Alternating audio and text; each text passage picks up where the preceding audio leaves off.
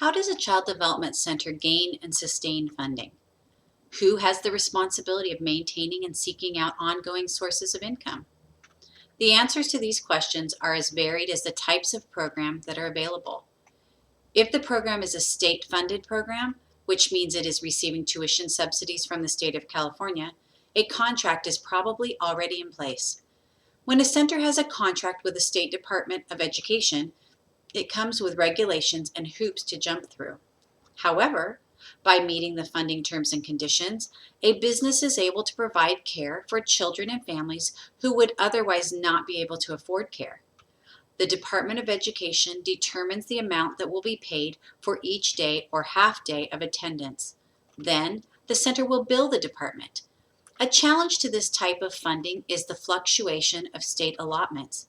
Depending on the condition of the state fiscal situation and the priority placed on early learning by the governor, the amount of funding can fluctuate significantly.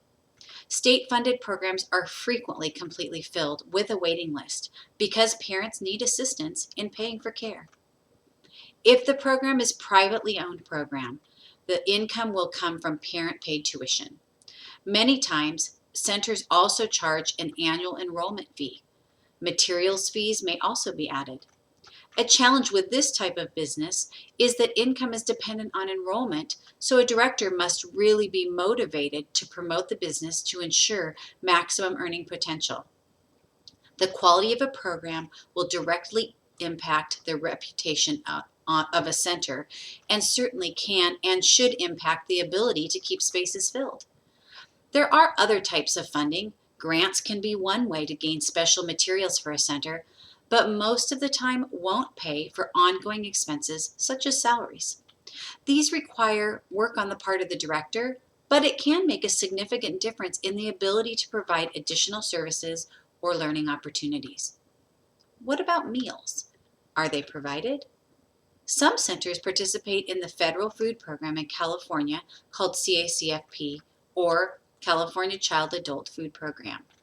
Parents fill out a form that helps the center determine the level of reimbursement they will receive for each meal and snack. Some centers require parents to send lunches and snacks. Most corporate centers include the price of a meal in the cost of tuition. You can see there is a variety of funding options and considerations. Having a general understanding of these options can help you get a feel for how different centers may operate. If you have any questions or need assistance, please don't hesitate to contact me. Have a great week.